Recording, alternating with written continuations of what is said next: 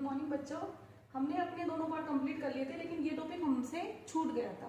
तो हमें ये देखना है कि शक्ति का बल और प्रभाव से क्या अंतर है, शक्ति का बल के रूप में प्रयोग किया जाता है तब कैसा प्रभाव पड़ता है, और शक्ति का प्रभाव से क्या अंतर है और इसका प्रयोग कैसे होता है।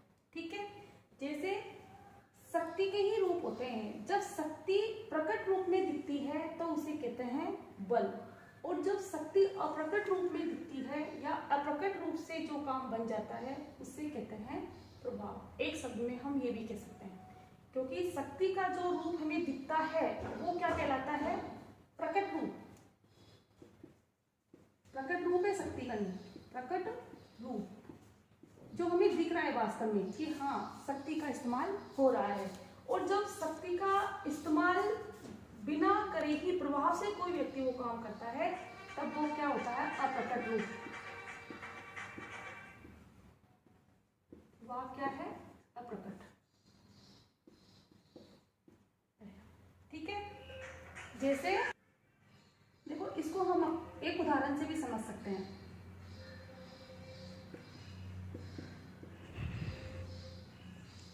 कोई भी पुलिस वाला आपसे कहता है कि आपको उनके नियमों को फॉलो करना है ना, जैसे कि हेलमेट पहनना है, ठीक है, या फिर आपको जब आप गाड़ी चलाते हो तो जो उनके रूल्स होते हैं उनको नहीं तोड़ना है। आप उनके कहने के अकॉर्डिंग उनके प्रभाव में आकर जो कार्य करते हो तो वो क्या है, प्रभाव, शक्ति का प्रभाव का भी। लेकिन जब पुलिस के कहने के बावजूद वो कार्य नहीं होता है तब उसे आपको दंडित करना पड़ता है। जो वो दंडित करता है तो वो क्या हो गया, बल। दंडित किसी भी प्रकार का हो सकता है, शारीरिक दंड देना या फिर आर्थिक दंड देना, है ना, ये दोनों रूप क्या है, बल। तो पुलिस आपसे जब कुछ कहती है कि आपको वो काम नहीं करना है तो आप करते हो मान लो वो काम, तो वो आपको दंडित करती है, तो ये प्रकट रूप है पुलिस का।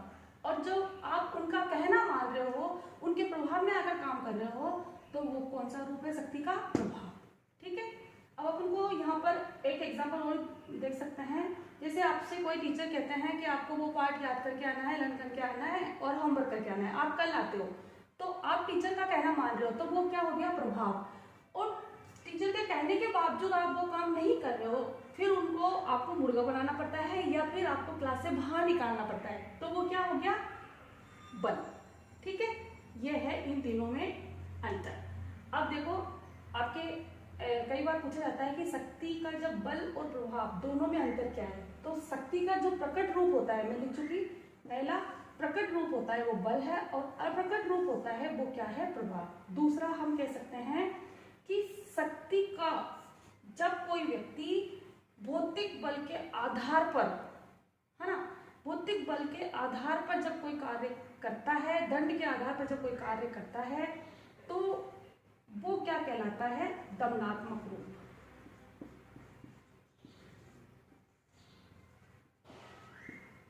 और जब हम किसी के प्रभाव में आकर कोई कार्य करते हैं कि ठीक है ये काम अच्छा है, उन्होंने कहा है हमारे भले के लिए है, तो वो कैसा कहलाता है, संबंधात्मक।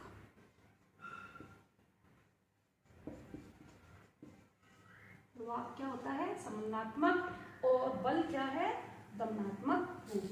तीसरा हम बता सकते हैं कि बल क्या होता है, अप्रजातांत्रिक।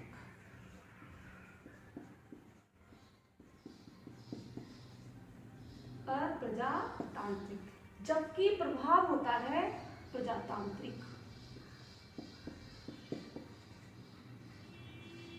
एक बात को बताती हूँ, बल को कई बार प्रभाव की आवश्यकता पड़ जाती है कि बल, शक्ति के बल का रूप, जब शक्ति का बल के रूप में जब किसको इस्तेमाल करता है तो उसे प्रभाव की जरूरत पड़ सकती है ना।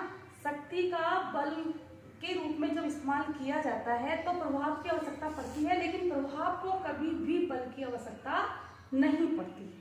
ठीक है, अब आपको सिर्फ तीन, ये आपको जो अंतर है वो याद रखना है। ये दिखता हुआ है, ये प्रत्यक्ष है या अप्रत्यक्ष है, ये दमनात्मक रूप है, ये संबंधात्मक रूप है। इसका हम अपने मन से हम इसका कहना मानते हैं किसी का, और उसके अकॉर्डिंग जो कोई कार्य करते हैं तो वो प्रभाव है, यह अप्रजातांत्रिक है और यह है प्रजातांत्रिक है। उसके बाद मैं आपको बताती हूँ सेकंड पार्ट का। हमने शक्ति की संरचना पढ़ी, ठीक है, उसमें आपका, ठीक है, दोबारा से देख लो। हमने शक्ति की संरचना में हमने पढ़ा था कि जब एक समूह दूसरे समूहों पर नियंत्रण रखता है या उसको कंट्रोल में रखता है तो उसका पता कैसा लगाया जाए कि वो समूह उस पर नियंत्रण में रख रहा है और अपनी शक्ति का इस्तेमाल कर रहा है। उसके लिए हमने 4 सिद्धांत पढ़े थे। पहला सिद्धांत हमने पढ़ा था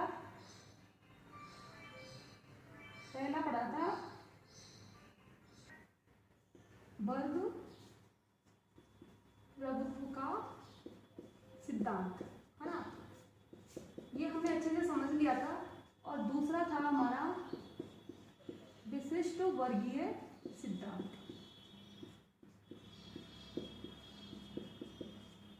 तीसरा था हमारा नारीवादी सिद्धांत।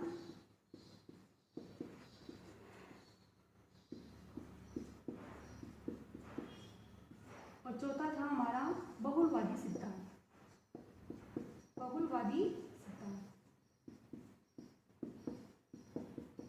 कुछ छूट गया था इसलिए मैं दोबारा से बता रही हूँ। वर्ग प्रभुत्व का सिद्धांत अपन ने अच्छे से पढ़ा था कि ये मार्क्सवाद की देन है और वो आर्थिक आधार पर समाज के 2 वर्ग करता है, एक करता है अमीर और एक करता है गरीब, है ना, ये अपन ने पढ़ लिया था। और आधार क्या होता है, आर्थिक आधार पर समाज में 2 वर्ग होते हैं, एक वर्ग दूसरे वर्ग पर अपना कंट्रोल रखता है, अपना नियंत्रण रखता है आर्थिक आधार पर, ठीक है, ये अपन को अच्छे से समझ में भी आ गया था, है ना।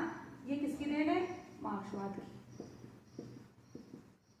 दूसरा हम पढ़ रहे थे विशिष्ट वर्गीय सिद्धांत। इसका मेरे को कुछ बताना है आपको। विशिष्ट वर्गीय सिद्धांत में नाम से पता चल रहा है, एक इसमें भी 2 वर्ग हो जाते हैं, पहला विशिष्ट वर्ग और दूसरा सामान्य वर्ग। मैंने बताया था इसका आधार न केवल आर्थिक है, समाज में जो 2 वर्ग बन जाते हैं न केवल आर्थिक आधार पर बल्कि कुशलता के आधार पर, नेतृत्व क्षमता के आधार पर,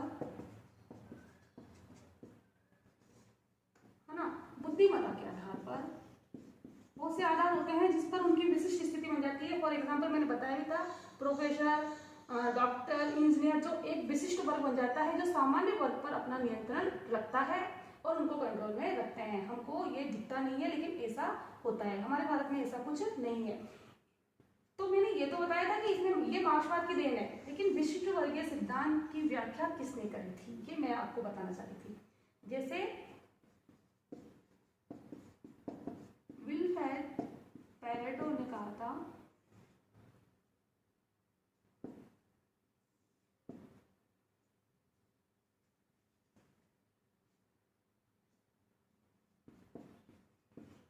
द माइंड एंड सोसाइटी। याद रखना है आपको, एग्जाम की दृष्टि से बहुत इंपॉर्टेंट है। द माइंड एंड सोसाइटी में इन्होंने विशिष्ट वर्गीय सिद्धांत की व्याख्या करी थी, पहला याद रखना है। दूसरा है आपका गीतानो मॉस्को।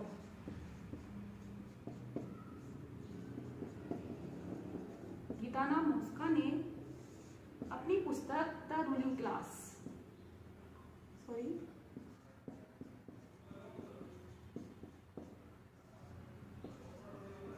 रूलिंग क्लास में विशिष्ट वर्गीय सिद्धांत की व्याख्या करी थी, है ना। आगे तीसरा है मिसेल्स वाला। मिसेल्स ने भी विशिष्ट वर्गीय सिद्धांत की व्याख्या करी और इनकी पुस्तक का नाम है पॉलिटिकल पार्टीज।